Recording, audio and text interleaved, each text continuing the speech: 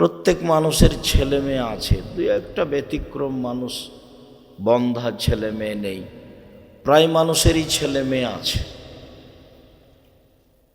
পঞ্চম পাস করলে বলে যে আমার ছেলের মেধা ভালো, অষ্টম পাস করলে বলে আমার ছেলের মেধা খুব ভালো, গোল্ডেন পেয়েছে। ম্যাট্রিক পাস করলে বাপ মা আরও খুশি হয়। ইন্টার পাস করার পরে ছেলে মেয়ে বিশ্ববিদ্যালয়ে ভর্তি হবে, তার জন্য 4-5টা করে শিক্ষক রাখে, বাপ মা বেশ খুশি থাকে এবং যেখানেই সুযোগ হয় সেখানেই প্রশংসা করে, আমার মেয়ে গোল্ডেন পেয়েছে, আমার ছেলে গোল্ডেন পেয়েছে। তাহলে তো বোঝা যাচ্ছে যে বাপ মা বুঝে যে ছেলের ভালো ফলাফল, ভালো মন্দ বুঝে। এখানে কথা বলছে কে?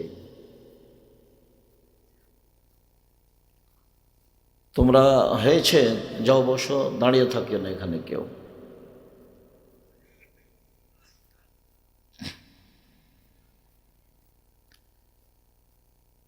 তো বাপ মা তো তাহলে ছেলে মেয়ের রেজাল্টে খুব খুশি। এখন ছেলে মেয়ে যে সকালে গিয়ে ঠাকুরের গান বলছে, ও কালিমা তোমার আকাশ, ও কালিমা তোমার বাতাস, এইটা তো আর বাপ মা বুঝে না। বাপ মা মনে করছে যে কালিমারই তো আকাশ, কালিমারই তো বাতাস। আমরা তো এটা বুঝি না, আমরা বুঝি যে আল্লাহর আকাশ আর আল্লাহর বাতাস, তখন ওটা আমাদের গায়ে আঘাত লাগে। এখানে এই জড় পদার্থ বাপ মা, তার তো কোনো অনুভূতি নেই। বাপ মা মাস্টার ডিগ্রি পাশ হলে কি হবে, বাপ মা কলেজের প্রিন্সিপাল হলে কি হবে, তার অনুভূতিতে কাজ করে না যে এই পৃথিবী কালিমার নয়। তো ওর ছেলে গোল্ডেন পেয়েছে তাতেই তো ও খুশি।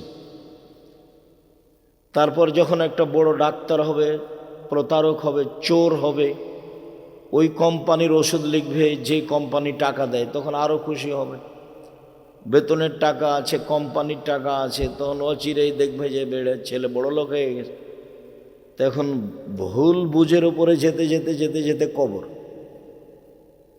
মানে কোরআন মাজিদ তো আর পড়া লাগলো না, কোরআন মাজিদ না পড়েও তো ভালো ছেলে মানুষ করলো, ছেলেকে একটা চোর বানালো, ছেলেকে একটা প্রতারক বানালো, ছেলেকে একটা বদ শয়তান বানালো, তো ওতেও তো খুশি। তো কোরআন মাজিদ না পড়েই তো তার চলছে এবং ও মনে করছে যে ভালোই চলছে, তো সমস্যা কি? এখন আল্লাহ বলছেন যে তোমরা তোমাদের পরিবারকে জাহান্নাম থেকে বাঁচাও, এর কিভাবে হতে পারে? তো কিভাবে হতে পারে? তো দেখি একটু, লোকমান হাকিম বলছেন পরিবারকে বাঁচাচ্ছে, বোনাইয়া লা তুশরিক বিল্লাহ, আব্বু আল্লাহর সাথে শিরক করো না। দেখেন পরিবারকে জাহান্নাম থেকে বাঁচানোর পথ, আব্বু আল্লাহর সাথে শিরক করো না। ইন্না শিরকা লাযুলমুন আযীম, নিশ্চয় শিরক মহাপাপ, পাপের জগতে সবচেয়ে বড় পাপ হলো শিরক। আবু হুরায়রা রাদিয়াল্লাহু তাআলা আনহু বলেন, রাসূল সাল্লাল্লাহু আলাইহি সাল্লাম বলেছেন, আকবারুল কাবায়রা সালাসা, সবচেয়ে বড় পাপ তিনটি। 1 নম্বর আল ইশরাকু বিল্লাহ, আল্লাহর সাথে শিরক করা। 2 নম্বর উকুকুল ওয়ালিদাইন, পিতা মাতার অবাধ্য চলা। 3 নম্বর শাহাদাতু জুরে, মিথ্যা সাক্ষী দেওয়া। অত্র হাদিসে বড় পাপের 3টে সিরিয়াল এসেছে।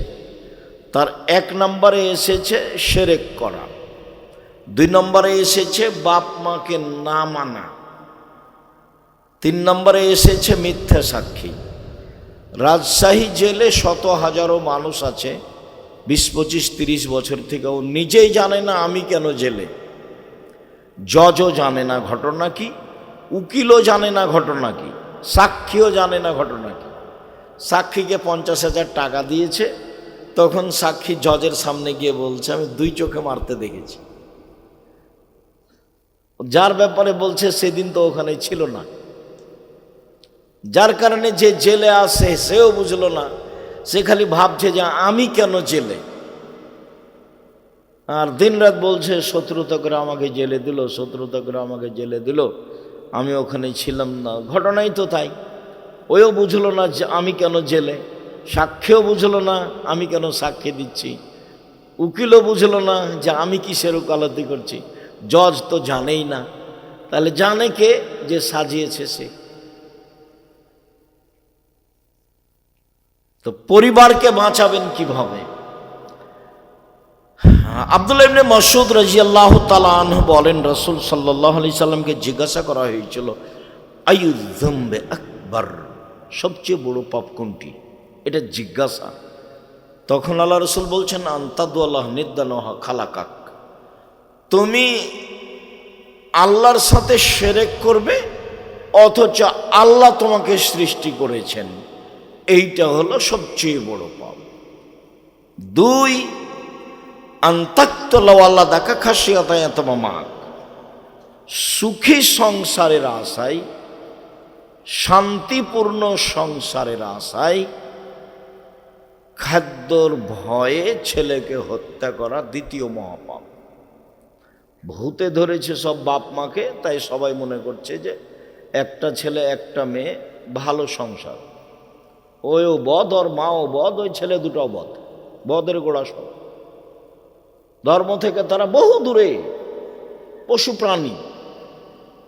আল্লাহ বলছেন, বুঝেও বুঝে না ওরা অন্তর আছে, বুঝে না, দেখেও দেখে না ওরা চক্ষু আছে, দেখে না, শোনেও শোনে না ওরা কান আছে, শোনে না। উলাইকা কালা আনাম, তারা পশু প্রাণীর মতো, তারা গরু ছাগলের মতো, তারা কুকুর শ্রেণীর মতো, বালহুমাজাল, বরং তার চেয়ে খারাপ। আমি তো বলছি ও নিম্ন শ্রেণীর মানুষ, বদ, আর আল্লাহ বলছেন যে ও কুকুর শ্রেণীর চেয়ে খারাপ। যে মনে করলো একটা ছেলে মেয়ে আমার যথেষ্ট, এ দিয়ে আমার সুখী সংসার, ও না সংসার বুঝে, ও না ছেলে মেয়েকে লালন পালন করা বুঝে, ও না শিরক বুঝে, ও না বেদাত বুঝে। ও ইনকাম করে, বউ রান্না করে খায়, দিন কাটে, চাকরি করে, বউও হতো একটা চাকরি করে, বউও হতো বা হাই স্কুলের বা প্রাইমারির শিক্ষিকা, 20-25-30 হাজার টাকা বেতন পায়, দুইজনই টাকা ইনকাম করে, মনে করছে ভালোই আছি। অথচ এই ভালোটা হলো কুকুর শ্রীলের মতো। আমি বলিনি এই কথা, আর আমি আপনার পাশে থাকি, আপনাকে আমি কষ্ট দিতে আসিনি। আমি 90 সাল থেকে মাঠে আছি। আপনার জীবন যদি আমি কুকুর শ্রীলের মতো প্রমাণ করতে না পারি, আমি বক্তব্য দেব না।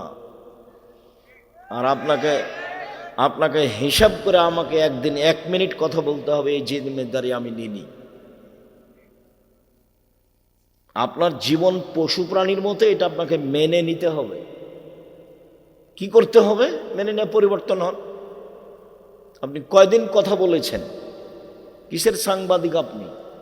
আপনাকে তো ভিক্ষা করে খাওয়া দরকার। মানুষের বদনাম শুধু পেপার পত্রিকায় লিখেন, রোজ লিখবেন টাকা খরচ করে যে ঠাকুরের কবিতা শিরক, ঠাকুর দুনিয়ার বদ, ঠাকুর মুসলমানের শত্রু, ঠাকুর বাঙালিদের শত্রু, ঠাকুর জাতির শত্রু, ঠাকুর ঢাকা বিশ্ববিদ্যালয়ের শত্রু, ঠাকুর বাংলা ভাষার শত্রু, ঠাকুর লাথির যোগ্য, এ কথা বলবেন, রোজ পেপারে লিখবেন। আর বলবেন যে বেগম রোকেয়া সবচেয়ে খারাপ মহিলা, বলেন বেগম রোকেয়া সবচেয়ে খারাপ মহিলা, তাহলে বুঝবো যে আপনার কিছু বিদ্যা বুদ্ধি আছে। একটা সিগারেট দেয়, তার জন্য বলেন অমুকের চরিত্র ফুলের মতো পবিত্র। তোমাদের এই ছেলেপেলার আমি চরিত্র খুব ভালো বুঝি না? খুব ভালো বুঝি আমি তোমাদেরকে দেখলে আমাকে ঘৃণা লাগে। যখন রাস্তায় ছুটো মোটর সাইকেল নিয়ে আর এই সেই নিয়ে, তখন তুমি মনে করো না যে আমি খুব ফুর্তিতে আছি, তোমাকে দেখলে আমাকে থুথু ফেলার ইচ্ছা হয়। তার মানে তুমি নিম্ন শ্রেণীর জাতির, তুমি সবচেয়ে খারাপ জাতির জন্য তুমি বোঝা। তুমি জাতির কি করতে পারো? তুমি জাতির কি করতে পারো? তোমার বড় ডাক্তার জাতির কি করতে পারে? ব্যতিক্রম আছে এই কথা আমি বলি না যে নেই।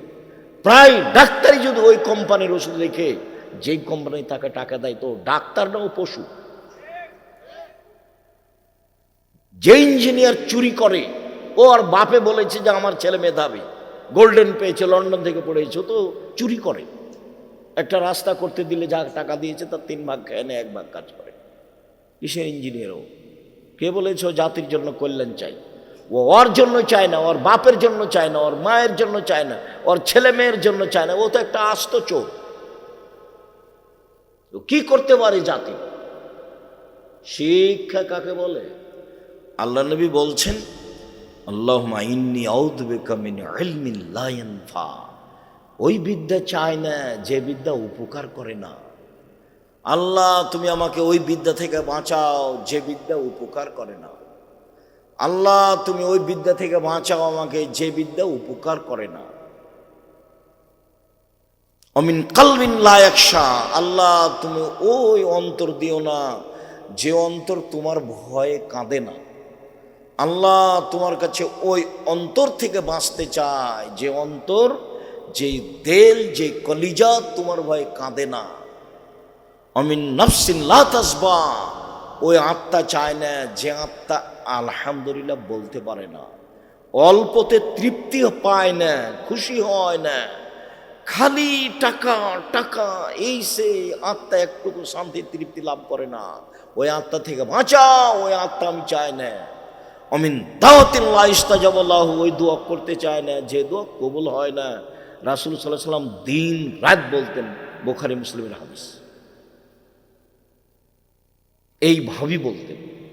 তো যে বিদ্যা আপনাকে কবর দিল, আপনার ছেলেকে কবর দিল, আপনার মেয়েকে কবর দিল, আপনার পরিবারকে কবর দিল, সবাইকে ধ্বংস করলো, সেই বিদ্যা নিয়ে আপনি খুশি হলেন কি করে? ছেলে আমার গোল্ডেন পেয়েছে, ছেলে আমার লন্ডনে থাকে, সিটিজেন নাগরিক হয়েছে। তো এটা আপনার কি কি উপকারে আসলো? আপনি কি দিয়ে বুঝলেন এটা ভালো? আপনার অনুভূতি নাই, যার কারণে আল্লাহ বলছেন বুঝেও বুঝে না ওরা, অন্তর আছে বুঝে না, বুঝা দরকার ছিল। দেখেও দেখে না ওরা, চক্ষু আছে দেখে না, শোনেও শোনে না ওরা, কান আছে শোনে না, শোনা দরকার ছিল। উলায়েকা কাল আনাম। তারা পশু প্রাণীর মতো, তারা গরু ছাগলের মতো, তারা কুকুর ছেলের মতো, বালহুমাজাল, বরং তার চেয়ে খারাপ। একথা আমি বলিনি, একথা আল্লাহ তাআলা বলেছেন। আমার কিছু করার নেই এখানে। লোকমান হাকিম বলেন, আব্বু শিরক করো না, শিরক মহাপাপ। রাসূল সাল্লাল্লাহু আলাইহি সাল্লাম বলছেন যে লা তুশরিক বিল্লাহ ওয়া ইন কুতিলতা হুররিকতা। জালেম জুলুম করে হত্যা করলে নিহত হয়ে যাও, শিরক করো না। জালেম জুলুম করে জ্বালিয়ে দিলে আগুনে জ্বলে যাও, শিরক করো না। জ্বলে পুড়ে মরে যাও, শিরক করো না। নিহত হয়ে যাও, মারা যাও, মরে যাও, তবু শিরক করো না। শিরক মহাপাপ। আল্লাহ তাআলা বলছেন হাদিসে কুদসি, আল্লাহ তাআলা বলছেন জাবনা আদম, আদমের ছেলে মেয়ে শোনো, মা দাওয়াউতানি ওয়া রাজাউতানি। তুমি যেভাবে ডাকো আমি সেভাবে থাকি, তুমি যেভাবে বলো আমি সেভাবে শুনি। আদমের ছেলে মেয়ে শোনো, তুমি যেভাবে ডাকো আমি সেভাবে থাকি, তুমি যেভাবে বলো আমি সেভাবে শুনি, তুমি যেভাবে আশা পোষণ করো আমি পূর্ণ করে থাকি। তুমি ক্ষমা চাইলে ক্ষমা করে দিই, ওলা উবালি, পরোয়া করি না তুমি কত বড় পাপী, আমি পরোয়া করি না তুমি কত বড় পাপী, আমি পরোয়া করি না তুমি কত বড় পাপী। আদমের ছেলে মেয়ে শোনো, লাউ বালাগাত যুনুবুকা কানাস সামায়ে। তোমার পাপ বেশি হতে হতে হতে যদি আকাশে লেগে যায়, পাপ আর পাপ, সুম্মাস্তাগফিরতানি, এরপরে আমাকে বলো আমার ভুল হয়েছে, তখন আমি ক্ষমা করে দিই। আমি পরোয়া করি না তুমি কত বড় পাপী, আমি পরোয়া করি না তুমি কত বড় পাপী। তুমি যেভাবে ডাকো আমি সেভাবে থাকি, তুমি যেভাবে আশা পোষণ করো সেভাবে আমি পূর্ণ করে থাকি। এটা হলো দুনিয়া। বিচারের মাঠে আল্লাহ আমাদের সামনে আসবেন, বিচারের মাঠে আল্লাহ আবার আমাদের সামনে আসবেন। আমাদের সামনে এসে কিয়ামতের মাঠে আল্লাহ বলবেন, ইবনা আদম, আদমের ছেলে মেয়ে শোনো, আতাইতা বেকরাবিলার যে খাতায়া, আজকে এসেছো আকাশ জমিন পরিমাণ পাপ নিয়ে, বিচারের মাঠে এসেছো পাপ আর পাপ, তোমাদের পাপ আকাশ জমিন পূর্ণ হয়ে আছে। আমিও এসেছি ও আতাইতো বেকরাবিল মাগফিরা, যেই পরিমাণ তুমি পাপ নিয়ে এসেছো সেই পরিমাণ আমি ক্ষমা নিয়ে এসেছি। তোমার যেই পরিমাণ পাপ আমার সেই পরিমাণ ক্ষমা, তোমার যেই পরিমাণ পাপ আমার সেই পরিমাণ ক্ষমা। তোমার পাপ যত আমার ক্ষমা তত, তোমার পাপ যত আমার ক্ষমা তত, যদি শিরক না থাকে। এটা হলো মূল কথা। শিরক থাকলে তো আমাকে অপমান করেছো। তুমি বিড়ালদহের মাজারে টাকা দাও বেটা, ফাইজলামি করো। যে মরে আছে কবরে, ওরই কি হচ্ছে তার কোনো ঠিক ঠিকানা নাই, ওখানে টাকা দাও কেন? তোমার অনুভূতি হয় না? তুমি খাও না, তুমি হাগো না, পায়খানা করো না, তুমি হিসাব পাও না? তুমি মাছ দিয়ে ভাত খেলে কাঁটা ফেলে খাও, কাঁটা সহ খাও না, তার মানে বুদ্ধি আছে। ওই কবরে যে আছে সে তোমার কি করতে পারে, ওরই কি অবস্থা সেই কে জানে। আর তুমি সেখানে টাকা দাও মানে ফকির পাও না? ফকিরকে টাকা দাও, ওই যে দিন রাত হাত পেতে চাচ্ছে। শুনুন, দাপট দেখিয়ে টিকা যাবে না। 45 মিনিট সময়, ক্ষমতা দেখিয়ে টিকা যায় না। জুলুমের ফল খুব খারাপ। আল্লাহ রসুল বলছেন, হত্যাকে জুলম ফাইনা জুলমা জুলুমাতুন, অত্যাচার থেকে বেঁচে থাকো, অত্যাচার অন্ধকার। মানুষের উপরে জুলুম হয় জমি দখল করলে, পিটালে, জেলে দিলে, হাজতে দিলে। আর আল্লাহর উপরে জুলুম করা হয় শিরক করলে। মানুষই জুলুম সহ্য করে না, তা আল্লাহ কি দিয়ে সহ্য করবে? জুলুম করে, ক্ষমতা দেখিয়ে, দাপট দেখিয়ে, হইচই করে, জমি দখল করে, মারামারি করে, মানুষকে অপমান করে, লুটতরাজ করে, রাহাজানি করে বেঁচে থাকার চেষ্টা করিয়েন না, ভুল সিদ্ধান্ত। মাটির মানুষ দুদিন বাঁচতে এসে নরম হয়ে বাঁচেন। 5 ওয়াক্ত সালাত, হালাল রুজি, কোরআন তেলাওয়াত, আড্ডা পিটা হারাম, জান্নাত হবে ইনশাআল্লাহ। আড্ডা পিটা কি?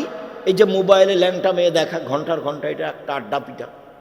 আর একটা আড্ডা পেটে কি? ওই যে দোকানে বসে আছেন, ল্যাংটা মেয়ে নাচছে, মাথায় টুপি আছে, এর গল্প ওর গল্প, চেয়ারম্যান মেম্বার কি করলো, চুরি করলো, কাকে মারলো, এগুলো বলছে। সুদ মহাপাপ, এ কথা ঠিক। সুদের যে ভাষা আল্লাহ নবী উল্লেখ করেছেন, পৃথিবীতে কোনো পাপের ভাষা এরকম নয়।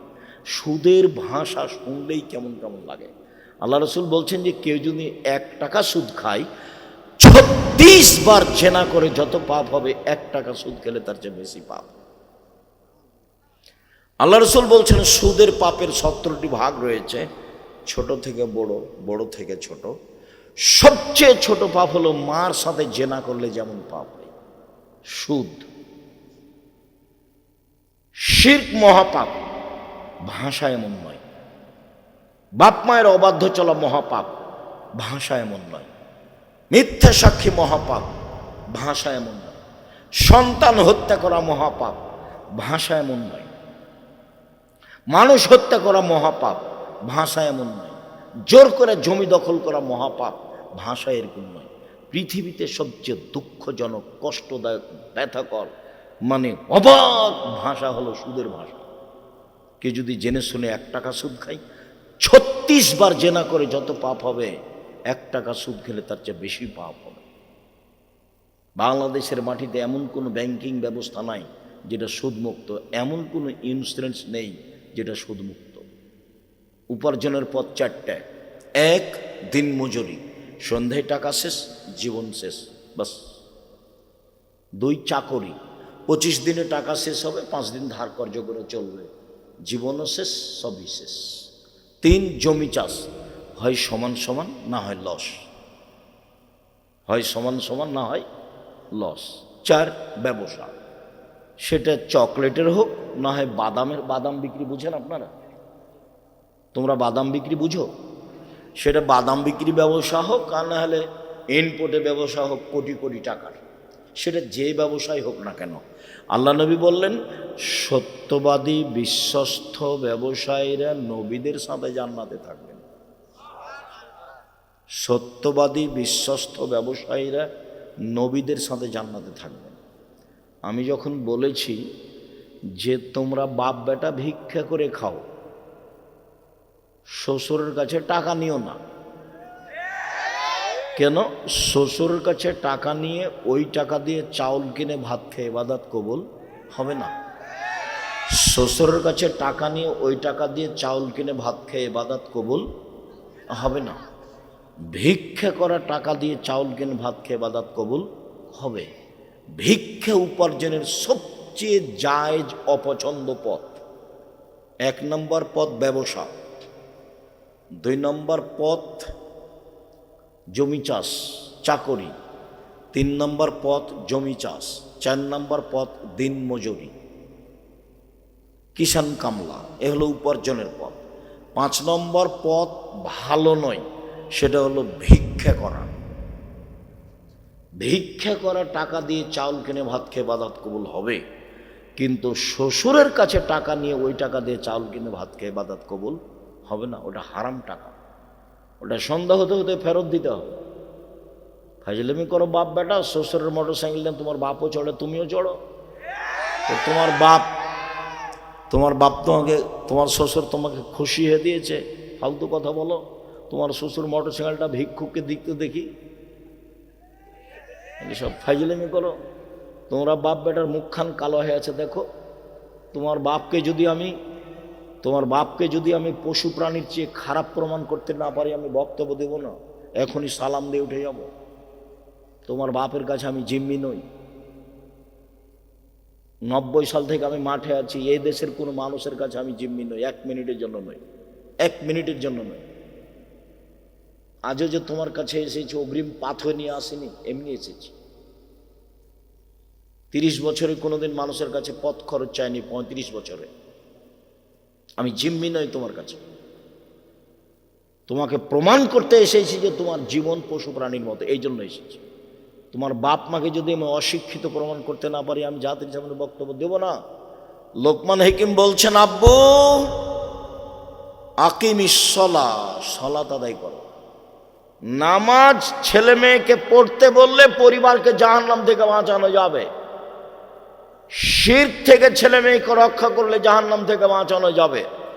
ছেলে ঘুম থেকে উঠে স্কুলে গিয়ে বলে ও কালিমা তোমার আকাশ, তাহলে আপনার ছেলে মেয়েকে আপনি জাহান্নাম থেকে বাঁচালেন কি করে? এই সুবাদে আরো বলছি, আমি এই দেশের মাটিতে উন্নত মানের প্রতিষ্ঠান গড়বই ইনশাআল্লাহ, যেখানে ছেলে মেয়ে বাংলা ইংরেজি আরবি উন্নত মানের শিক্ষা অর্জন করে জাতির অন্যায়ের বিরুদ্ধে লড়বে, মুখে কলমে মিডিয়ায় লড়বে ইনশাআল্লাহ। আপনার বাড়ির পাশে আছে, কেন জান না তা তো আমি বলতে পারবো না। ডাঙ্গিপাড়া 50 বিঘা জমির উপরে, 50 বিঘা জমির উপরে জামিয়া সালাফিয়ায় 5000-এর বেশি ছেলে মেয়ে পড়াশোনা করে। 300 জন শিক্ষক শিক্ষিকা আছে দেশ বিদেশের। 40 লক্ষ টাকা মাসে বেতন লাগে, 40 লক্ষ। দেখতে গেছেন কোনোদিন? দেখতে যান না কেন? নিজের ছেলে মেয়েকে বাঁচানোর চেষ্টা করেন। আপনি খুশি হয়েছেন, গোল্ডেন পেয়েছে ছেলে, আমিও খুশি, কিন্তু ছেলে যে চোর সেটার জবাব কি? বড় ডাক্তার সেদিন আসলে, কি গ্রামের নাম, ধাদাস, সেদিন আসলো ধাদাস। সেদিন তো আপনার ছেলে গাড়ি থেকে নামলো, আপনিও খুশি। পিজি হাসপাতালের চাকরি করে, 3 লাখ টাকা বেতন মাসে, গাড়ি থেকে নামলো, এসে গ্রামের মা চাচিও খুব খুশি। তো নামলো যখন, তখন দেখা গেল গলায় টাই আছে, প্যান্টটা টাকানোর নিচে আছে, দাড়ি চাঁচা আছে, হাতে সিগারেট আছে। একটু পরে বৌমা গাড়ি থেকে নামলো, গায়ে হালকা হালকা কাপড় আছে। একটু পরে নাতনি গাড়ি থেকে নামলো, গায়ে তেমন কাপড় নেই। দেখা গেল গাড়ির পিছন দিকে কুকুর আছে। তো আপনি এটা দেখ কি বুঝলেন? আপনার ছেলে মেধাবী, আমি এটা বুঝলাম। গোল্ডেন পেয়েছে, এটাও বুঝলাম। লন্ডন থেকে পড়ে এসেছে, এটাও বুঝলাম। পিজি হাসপাতালে ডাক্তারি করে, এটাও বুঝলাম। তারপরে আপনি বলেন ও তো কোম্পানির ওষুধ লিখে, যে কোম্পানি তাকে টাকা দিয়েছে। কি করতে পারি আমি, আমি কি উপকার করতে পারি? আপনার অবস্থা দেখলে চাঁপাইনবাবগঞ্জের একটা এলাকার ভাষা মনে পড়ে, সেটা হলো আমও গেল, ছালাও গেল, কাঁদতে কাঁদতে দুই চোখও গেল, মানে সবই গেছে। আপনিও খুশি, আপনার স্ত্রীও খুশি, দুইজনেই খুশি। ছেলে চাকরি করে 3 লাখ টাকা বেতন, মাও খুশি, বাপও খুশি। কেমন জীবন এটা? জীবনটা কেমন? লোকমান হাকিম বলছেন, আব্বু পরিবার জাহান্নাম থেকে বাঁচাতে হবে, শিরক করো না আব্বু, শিরক মহাপাপ, জাতির উপকার। 2 সালাত আদায় করো। 3 ভালো কাজের আদেশ করো, মন্দ কাজের নিষেধ করো। এতে সমস্যা আসবে, ধৈর্য ধারণ করো। পৃথিবীতে মানুষের জীবনে সবচেয়ে বড় কাজ ধৈর্য ধারণ করা। মানুষের জীবনে যত কাজ আছে